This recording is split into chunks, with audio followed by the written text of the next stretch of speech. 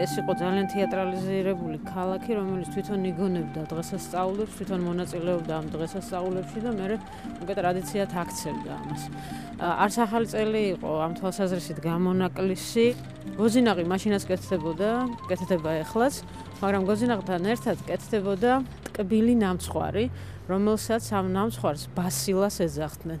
ეს ბასილა უკავშირდება წმინდა ბასილის სახელს, მე-4 საუკუნის წმინდანის სახელს, რომლის აღნიშვნის თარიღიც იყო 1 იანვარი. ამ ნამცხვარს ჰქონდა ადამიანის სხეულის ფორმა, მას ზემოდან აყრდნენ ქიშმიშს, ეს იყო ძალიან საყვარელი ნუგბარი ბავშვებისათვის განსაკუთრებით.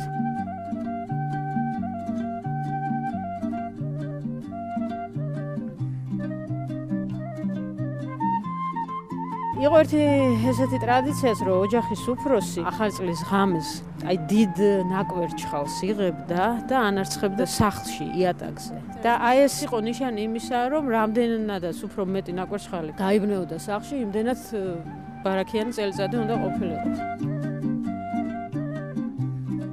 ამ დღეს ქალებს ეგზალებოდათ სახლიდან გასვლა, იმიტომ რომ სულ მოლოდინის რეჟიმში იყვნენ, იმიტომ რომ ყოველთვის გადაპატიჟებები ხდებოდა და სტუმარი უნდა მოსულიყო და ამდენად ქალი არ გადიოდა ოჯახიდან, ქალი აი ამ საახალწლო სუფრას უვლიდა, ასე ვთქვათ.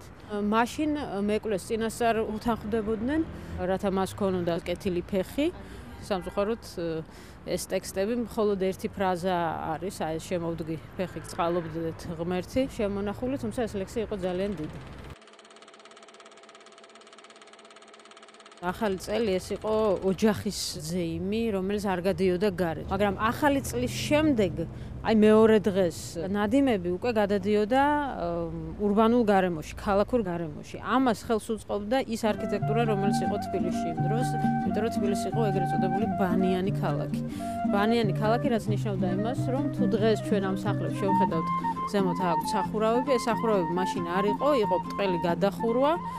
ამდენად ეს იყო ადგილი, სადაც ხდებოდა რაღაცა შეკრებები, ნადიმები, სუფრები იშლებოდა, ქალები ძალიან ხშირად გამოდიოდნენ ბანებზე და თავის ხელსაქმით იყვნენ დაკავებულები და ამავე დროს ისხდნენ და საუბრობდნენ რაღაც სხვადასხვა თემებზე. ეს ახალი წელი იყო ძალიან ხმაურიანი, იმ თვალსაზრისით, რომ ოჯახის უფროსები გამოდიოდნენ და ისროდნენ იარაღს, ეს არ არის ჩვენი მოგონილი ტრადიცია, ანუ ძველათაც იყო ეს მომენტი. წინასწარ რო არ გწოდნოდა, რომ ეს ახალი წელია, ვიფიქრებდი, რომ რაღაცა საომარ მოქმედებებთან გაქვს ადგილიო, იმდენად ხმაურიანი იყო ახალი წლის, ანუ 1 იანვრის დადგომა.